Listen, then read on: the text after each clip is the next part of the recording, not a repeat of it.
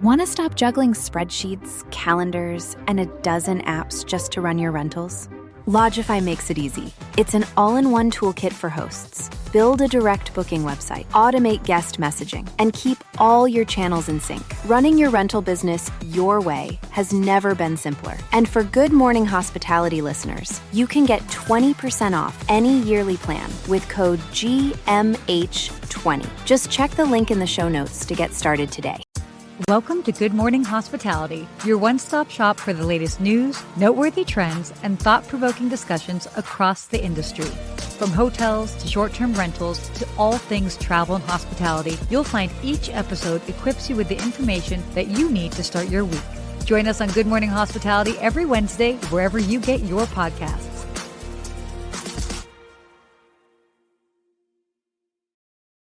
Good morning. Good morning, Sarah. Oh, Good to see you. Good morning, Steve. Fantastic to see you as well. I get all excited for our calls every Wednesday. I love doing this show, so I'm pumped up today. I know, me too. Yeah, we've got a pretty cool lineup as well for topics today. So as you can see, it looks like we are both in our home offices respectively. Yeah, we're both here. A lot of projects going on, a lot of work going on here. Yeah. I was showing you behind the scenes. So listeners, I've got a book coming out here soon. I'll share the title, but you know, when you're working on something so creative, you get this book cover, you're all excited to see it from designer. I was like, oh man, it doesn't match up with my vision.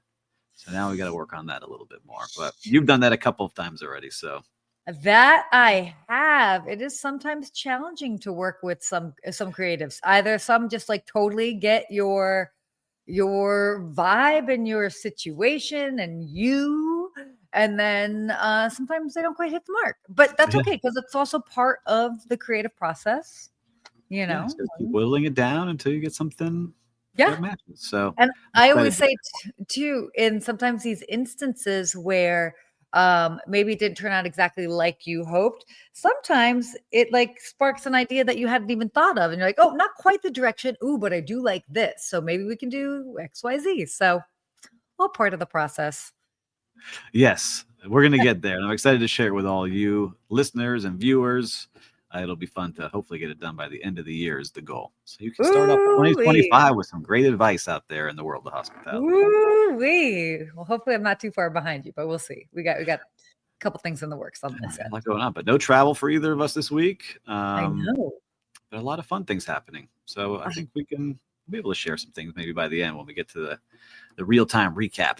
The real-time recap. Yes, I know. I have definitely. I've been home a lot, getting caught up on things. I have to say, it's been so nice to catch up, just because I really did. I mean, like it's tough. You know, we talked about this last week, how it's hard to kind of like keep up with things when you're traveling all over the place. Don't get me wrong, love it, but you know.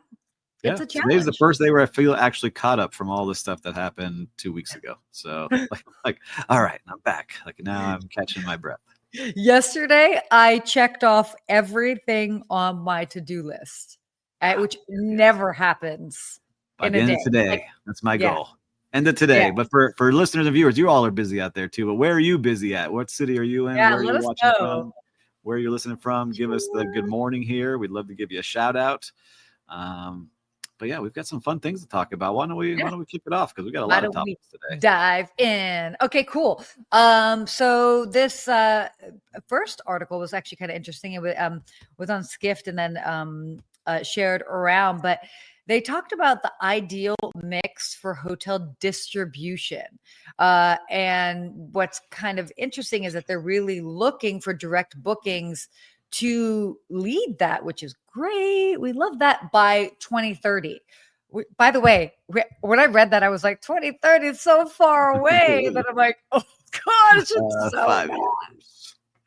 It's not that far away. So this is interesting. So by 2030, direct digital bookings are expected to reshape the landscape of hotel distribution, overtaking OTAs as the primary channel for global hotel reservations. This is huge. And yeah, I mean, this shift, what they're projecting, it would generate about 409 billion in global hotel bookings through these direct digital channels by the end of the decade. So that's kind of a huge deal. It's a gigantic deal. And we're starting to see it a lot now with like the boutique properties and some of these unique outdoor experience properties. I've been talking to a lot of them, and they are really getting the majority of their bookings through their social media channels, which have zero cost. Right. Like they're clicking on the link, they can track the link taps that are being shown in their stories and in the things that they have going on, and they're seeing direct bookings through that. And so that's cutting out the booking and the Expedias and all the places you used to go to, like, oh, I want to go to Miami Beach and let me see what they show me. Now people are searching on their social channels and seeing, all right, I like that place. Can I book directly there? And it's happening more and more and more. So I'm excited to see which hotels actually take this, because some, you see it because you're involved in this there, like the ones that keep doing the same boring stuff all the time. Totally. The others that are getting traction and really investing in the stories they're sharing, and see it with the views. So I'm excited to see how this continues to push, because it's a huge win for the hotels when they control that whole guest experience. Oh, completely. And so it's not even like I mean, obviously there's the financial aspect of it. But it's interesting because not only OTAs, but they're even saying travel agents or travel advisors it will probably play a reduced role. Yeah, obviously still critical. It's not saying like doing away with that altogether. I mean, it's interesting because it's like I even have people that reach out to me and they're kind of like looking for recommendations. They're like, no, I'll do it on my own. And it's like, well, we can help. So it's definitely pretty, it's interesting to see the shift, but I also get it too, because it's like so often I'm doing stuff. We have so much access at our fingertips. Yes, and the more that you have things like Google and stuff like that, like helping or AI and ChatGPT now, I just type in, hey, give me a 3-day itinerary. I'm going to this city and I'm going with these people and these are the age groups and this is what we like. It's been pretty dead on the times I've done it the last couple of months. Just wait until ChatGPT starts making your reservations for you. Heck, it might already do that. Missing piece. It can do it for a couple of things. It can suggest flights and show you things that you still have to finalize it on your end. But Lonnie, good morning. Good to see you here. I saw that you were getting some medical procedures you shared online, so hopefully you're okay. Ooh, and Chris, Chris, good to see you. But that's how we've always done it. That's the worst answer you could get, right? That's the most frustrating. I've been there. Steve, we don't do it that way here. All right. Well, keep doing what you're doing. Yeah, totally. By the way, that is a challenge for so many industries. So, I mean, I know it's a big one in hospitality, but you're always going to have people that it's like that are just resistant to change. So, super, super interesting to see. And I get it. Everyone's busy. I got to add another thing to my plate right now. Yeah. Yes. Try it. Add a little. Yeah. It'll be okay. So anyway, pretty interesting stuff. I like that article. And I don't know. We'll keep track of it. Why don't we come back to it and see what they say? We'll see. We'll start looking for the stats after the first quarter. Totally. So, by the way, and just for like frame of reference, they're actually saying like right now, properties are relying on about 53% in direct bookings, and it would be looking like it might be about 34% by 2030. So just for like frame of reference. Yep. So it's obviously not meaning that, it would reduce indirect bookings by 34%. Yes. So exactly. Sorry about that. Whatever. I'm reading this backwards, but so definitely interesting to see. So that's good stat. I think they're going to get it. They're going to keep pushing because it matters and you can control the whole experience. That's what hotels want. And that's what hospitality companies want. Let me control the entire experience from booking till you check out. Yep, exactly. You agree with me. I do, of course.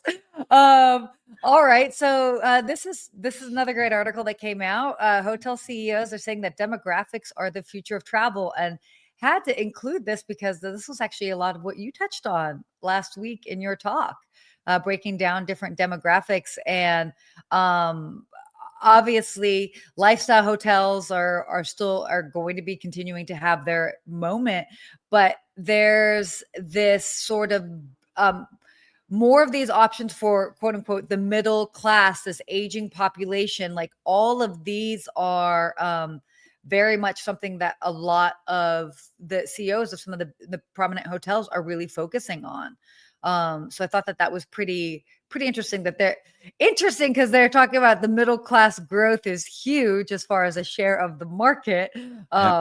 When we don't always hear that being a market that's growing necessarily. So I thought that was kind of interesting. Yeah, I like seeing these hotel CEOs talking about the different demographics and who's traveling. And they're saying like the ultra wealthy will travel and continue to travel and book that ultra luxury stay. But now more and more people who are on a tight budget, they still want to travel and they are looking for ways to do it. And so these hotel companies, we've seen it. We've been talking about it for over a year of all the new extended stay and kind of like that middle tier pricing of hotels and new ways to travel, whether it's in those roadside motels that are now being turned into cool, unique properties.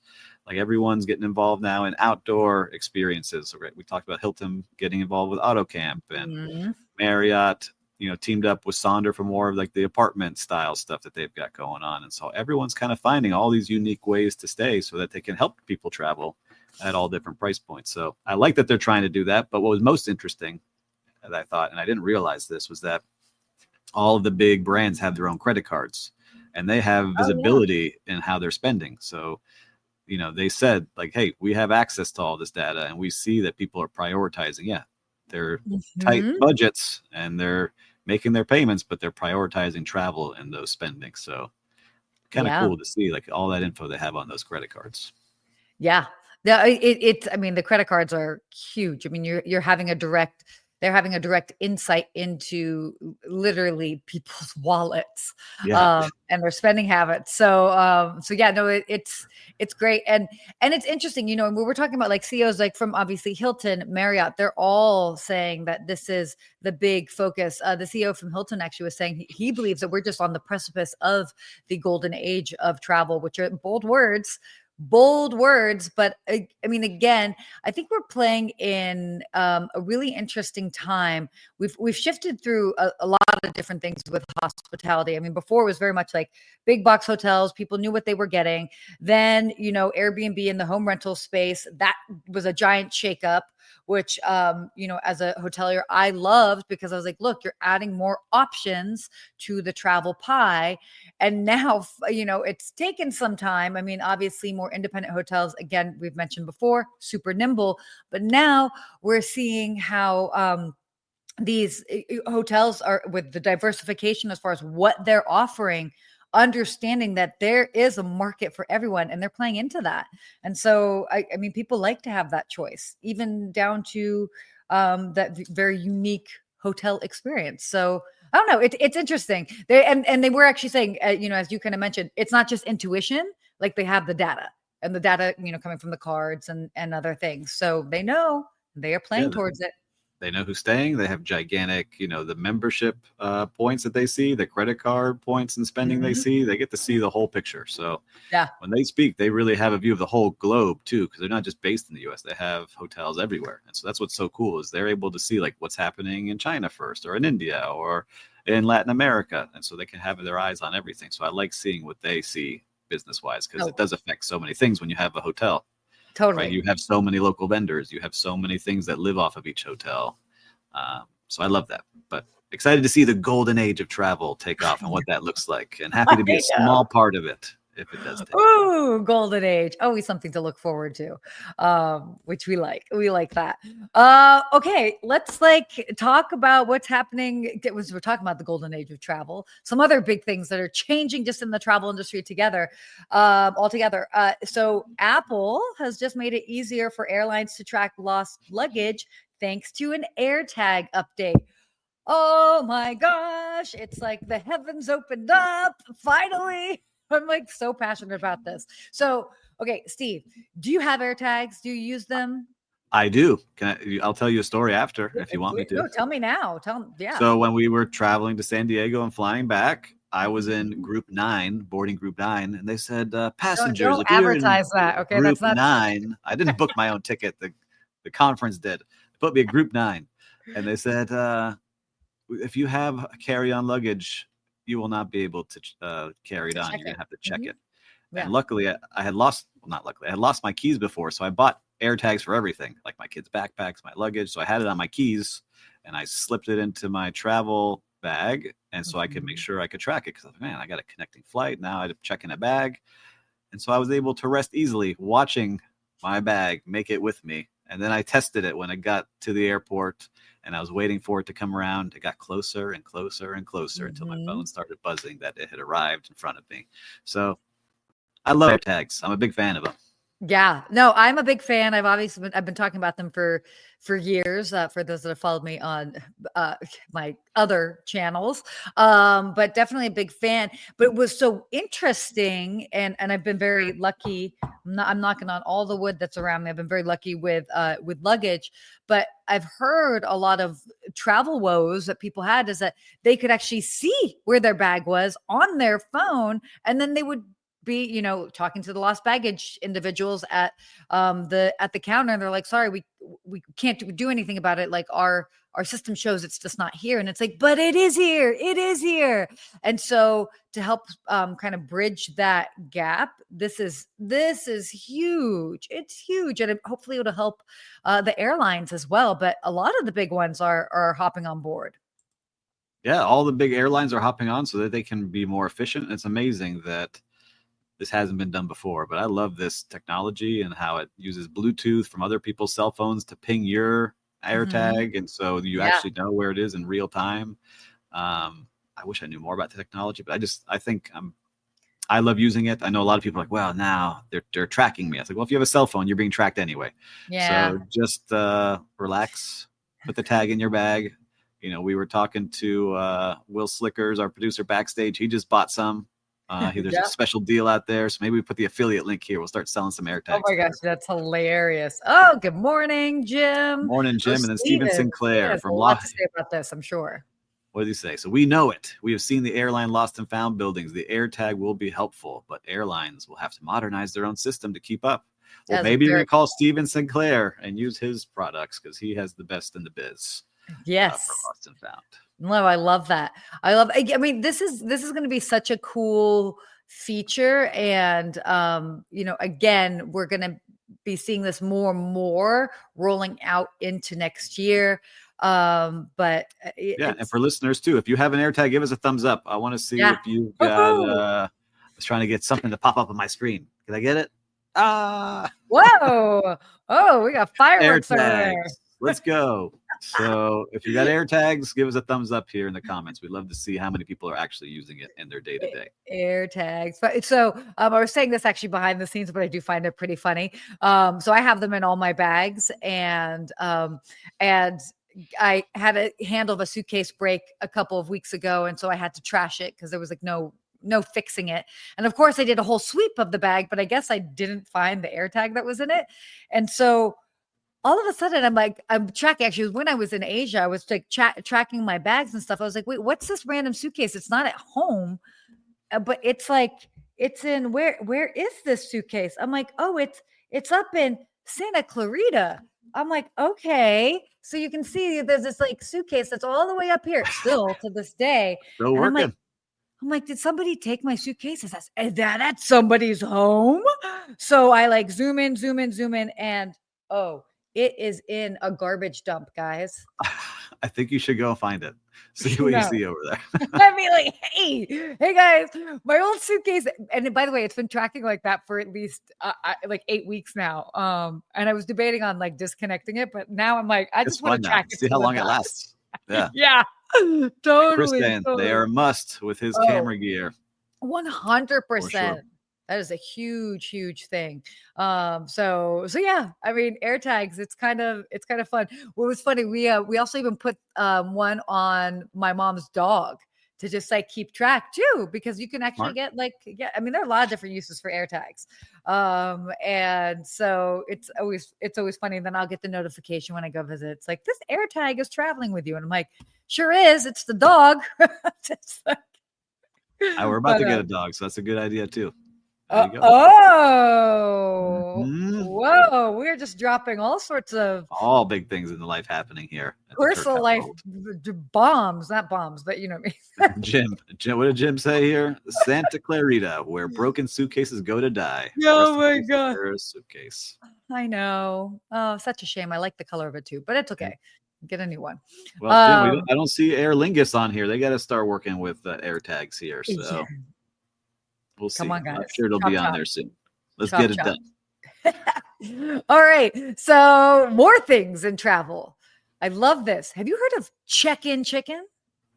No, but I like it. Let's see what we're going. Let's see. Is it a Okay. meal? Are we So eating something? it is not a meal. It is not a meal. Okay. So the big question right now, this big thing that they're talking about on TikTok is check-in chicken. And it's a boarding hack. And does it really work or not? So as you can guess by the title, check-in chicken, what people are doing, and this is more so for individuals that might be doing, a more of a main cabin or a lower priority seat. And that's not exactly the wording that I want to use for that, but you get what I'm saying. You mean boarding group number 9? Is that what you're saying? Yeah. For people that are in boarding group number 9, like Steve, Yeah. what they end up doing is they wait to check in just a few hours before their flight, hoping that because they weren't able to actually choose their seat, hoping that when they go to check in, that the number of bad seats are all taken and that they will actually get an upgrade because that's one of the last seats that's still available. So there are people on TikTok that are saying, your face right now, Steve, is hilarious. There are people on TikTok saying that like 9 times out of 10, they're getting an upgrade because they're waiting till the last minute to check in. Yeah, I don't know about that. Yeah, it's it reminds me of that quote from Anchorman where he says 60% of the time it works every time, right? And so it's like, all right, I guess I'm a single traveler and I'm willing to take a risk. I would do it, but if I'm traveling with family, I'll make sure I have my seats and I'm ready to go. Okay, look, if you're, but I like this idea of like, all right, let me try to hack the system because the experts are saying, yeah, we do prioritize to the back first. We try to give away the worst seats first to try to fill those middle seats. Mm-hmm. And so this is a way to kind of get out there if you're not paying up for changing your seats because now there's so many fees. Right? Yeah. Like, you can get on this flight for $250, but if you want to select your seat, it's an extra $100. And if you would like a window seat or an aisle seat, it's an extra $120. And then if you want extra leg room, it's an extra $150. No, I can't. So I cannot stand that. Why don't you try it for us next time you go somewhere? So, I think you should do a real life experiment for us. Of check-in chicken. I mean, sometimes I do kind of by default end up doing a check-in chicken if I change my flight at the last minute. But look, there's another way that's sort of like a safer strategy, which I will fully admit I definitely do, is checking in and then constantly going back and seeing how the seats end up moving. So sometimes, I fly Delta and then I'll get upgraded to Delta Comfort, but then they put me in a middle seat and I'm like, oh, yeah, I have comfort, but it's like, I probably would have preferred to stay in main cabin and stuck with my window seat, but here we are in Comfort Plus in the middle seat. And so I'll constantly look and I'll see, let's say there's a lot of spaces available in first class. So hopefully when they bump somebody from comfort to first class, if it's not myself, maybe I can go ahead and take one of their seats on the flight. But honestly, so much of it is automated that even if you do that, you actually do risk losing the seat that you're in. So that's another thing. I was traveling with a friend of mine. We saw something move and I was like, ooh, move your seat. And as he went to move the seat, the system had already booked it right from underneath him. And then he had no seat. So he had to go up to the desk and luckily they gave him one. But they can backfire. Yeah, so it's like going to the casino. See if you can win at this check-in chicken. And check-in chicken. Jim's saying, Steve, you and Sarah have to do a show from Ireland. Do the show from a luxury castle there. Listen, if Aer Lingus would like to sponsor this whole thing, we're happy to give Aer Lingus a shout out and do it from the castle. And Lou saying, airlines keep nickel and diming us. I book flights and then wait a while and go back and select seats that I want. Mm-hmm. And the premium economy 40 here, 45 there. So, all right. Yep. Interesting to see. I know. Super. I don't know. I think this was so fun. I mean, the idea of check-in chicken. That's fun. But They should it's have it though. I saw someone, I think it might have been our friend Miss Stick a Fork in Me mm-hmm. post. I think one of her comments was like they should have a raffle, like a way to like everyone puts in Oh. $10 for a first class seat, and then only one person gets it at the airline, and they announce it before you board. I would love to see something like that. I would do that every day Oh, for a chance to like win a a first class raffle. So seat. then they're making money on the upgrade as opposed to just give it. Fascinating. I mean, Or like I would bet $20, right, if I had a chance at winning a first class seat, and maybe 100 people are doing that, so it pays for the $2,000 seat, and someone gets it. Oh, and then to take it a step further, so it's not necessarily totally a wash. That $20 goes to like in-flight credit for like food or something like that, or Yeah. beverage. Or I wouldn't mind losing it if I had the chance. Like I knew equally I would do that. Yeah, so you see, Luke would do it too. Like, I wouldn't mind. Like, let me just put in my 20 here. Let me put it on the table. Let's see where this gets me. Right? We are Can I not get that? out here promoting gambling in everyday life. No, you know where I got this idea from too, because I saw her talk Where? about it. So Yeah. you're gonna laugh. So for during the pandemic, I got back into buying basketball cards. I have a collection Okay. of cards, sports cards, Okay. and it's called breaking. So some of these packs are hundreds and hundreds of dollars, and people can't afford to buy them. So a group of people will get together and say, "I'm putting $20 in, and I want to get, this team's card, whatever shows up." And so if you don't get that team that show up in that pack, you don't get anything, but the other people get something. So I it gets you get access it. to getting into something that maybe you couldn't afford full Oh my price. God, Jim, especially on flights to Vegas. Yeah, all the tickets like that. We're going to start a new program here. Oh my gosh, this is crazy. Wow, we've got some creative peoples on today. So not gambling, it's just donating. Yeah, Oh my God. we're paying for something that we might have a chance to get. All Yeah, right, this is let us know. We're happy to do it. I'll do it. Oh I'll my put God, it in this is everything. great. Drop that in. All right. Let's talk about our real-time recap. What have you seen out there in the streets of hospitality? So in the streets of hospitality, I have a lot of things that are going on here, but I will say let's hear it. I've been more and more involved in hotel developments recently in consulting. Mhm. And it's very exciting to work with the architects that are putting these things together, because they're Mhm. dreaming up spaces and ideas. And it's so funny because one of the architects I was talking to said, I create this space and this is how I envision it being used. But then once it's open to the world, guests use it a completely different way that I had Yeah. never even imagined. So just a shout out to all the people that are creating these awesome spaces we get to travel and visit to. I now have a kind of an eye on one of these big projects, and it's just fun to see it take creation from the start. So anyhow, that's my shout out to the people creating the places and spaces that we all love going to. But and it's interesting because I'm sure there might be a little bit of a like, I was hoping the space would be used in XYZ way. But at the end of the day, like it's going to take a life of its own, which is kind of cool and creative. And we see this, by the way, also happen with hospitality tech. People design something for that's like a tech piece that's going to do XYZ. And then once it's out in the real world and practice, they're finding that more people are using it for something else. And so then they end up double downing on that. And that's how the product grows. So yeah, that's really fascinating. It's fun because I'm doing that now for the glamping project I've been working on for a year and a half. Now we're talking to engineers and designers, and they're convincing me not to do certain things. I'm like, I didn't think about that. In my head, it would work this way. No, it won't. I was like, okay. So anyhow, I love that. Yeah. Love that. Well, I'm going to do a shout out to a very specific property. The One Hotel right here in West Hollywood. I was over there a couple days ago, and I have to say, and actually almost ties into what you were saying, is that obviously like the lobby area is cool and all that, but I mean, it is a vibe over there. It is so cool, and they've fully embraced catering to the work from home crowd, the people that don't have offices to go to. And every single time I go there, all of the couches, all the entire seating area is taken up by people that are there working, and they've got their cafe open all day long. People are ordering smoothies, this, that, whatever. And I love seeing it. Every time I'm there, I'm like, man, I need to come here more often. This is just such a comfortable, cool space. So it's not necessarily new in that sense, but it's always that reminder of like what you can be doing if you create that environment.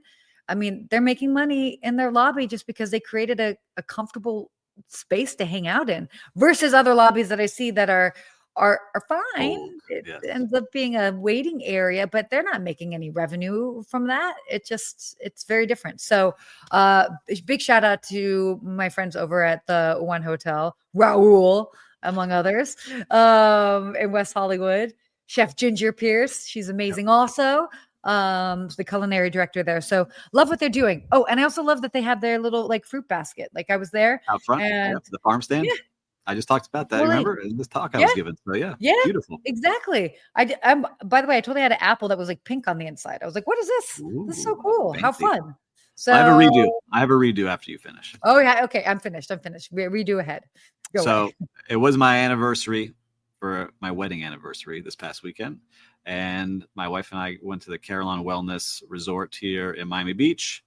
I had never stayed there, but we had a 4-hour experience in their spa, which was like life-changing of all the Yeah. things going on in there. And then the rooms were fantastic, but their entire team was just ultra nice. And they gave us so many nice little perks and things like that. That was just really enjoyable. So if you have the chance and you want to feel recharged, we got frozen in their cryo chamber. We then went to their salt chamber and got salted. We got charged in their electric room to get energized with negative ions into a nice massage, Love back that. into a meditation pod that you were floating in. Man, I've never had anything like that before. So if you have the chance, make sure to check it out. What a great way to celebrate and unplug. Yeah, and then go home. It was the first time where we were laughing. Usually we go party hard on our anniversary, and then you have to go home the next day, and you got the kids, and you have all these things to go. We went home like, let's go, we're ready, we're Oh my charged gosh, up. I love that. Well, happy anniversary, and I love that you were able to kind of celebrate that and make it like a full Matrix Steve Lou. That's how I felt. I felt like Matrix, especially in the electricity room. They're like, no metals or phone in here. They may explode. So I think it worked. I don't know. I felt good. I think it worked. That's amazing, though. Hey, there's a lot of great options out there. I love that. That's so cool. Yeah, so I had to give another shout out. Thank you. Very Thank you for letting me have a redo. Okay? Yeah, you can have all the redos you want. Okay, our hospitality quote. Do we have this ready to come up on the board here, or do I need to post? There it is. Okay, the great advantage of a hotel is that it's a refuge from home life by George Bernard Shaw. I like that. You were just talking about it. Why you go to I the one was. hotel? To go have a different scene and be a part of something that's completely different. Yeah. True. Every time I walk into one, I feel like, especially the one that you walk into, they all have different vibes and different scenes, and you can feel like, all right, this is the kind of life I want to lead today. Let me walk into this hotel and work from here today, or hang out here and grab a coffee. Yeah, exactly. It's amazing. I mean, like, that's a really a great way to shift things up is just to go have a coffee somewhere. But love that. You never know who you're going to meet, especially in these places. I meet so many fun and unique people every time I do it. That is actually the biggest thing that I miss from working in hotels and being in I would meet so many cool people. And so now I work from home more often than not. And every so often I'm like, man, it would be kind of cool to be out and about. But yeah, it just depends. But definitely take advantage if you have a property and you're not fully utilizing your common areas as creating an area that people want to come and hang out in or do work in, you're missing out. Look into that. Yeah. We wanted to create a lobby, right? That's where everyone used to hang out, in the lobby. All the lobbyists used to talk and try to push things. Exactly. So, at the Willard Intercontinental. Oh my gosh, I love this. What the Chris said. Wait. Oh, okay, perfect. Yeah. Good quote. Unless it was like a place where he recently stayed where the shower felt like a box. Yeah, maybe not, but maybe they had a cool lobby and you could hang out in there. I know, that's funny. Cool rooftop. And Lou, now it is only us cool folks online. That is not true, Lou. We meet in person. Come see us. We host events and do all these fun things. I will probably see you next year, Lou. I will probably see you next year at a couple of travel and adventure shows. So we will. That's true. We'll keep you posted on that. All right. Well, great show. Are we gonging out? I'm trying to figure out our sign off. I'm gonging out, everyone. Have a great week. Oh my gosh. Gong out.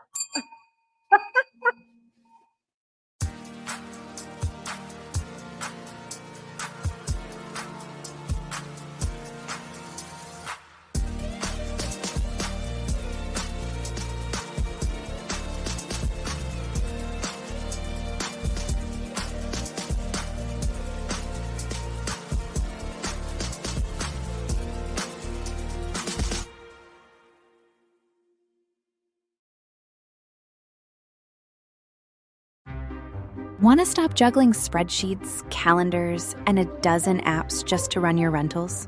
Logify makes it easy. It's an all-in-one toolkit for hosts. Build a direct booking website, automate guest messaging, and keep all your channels in sync. Running your rental business your way has never been simpler. And for Good Morning Hospitality listeners, you can get 20% off any yearly plan with code GMH20. Just check the link in the show notes to get started today.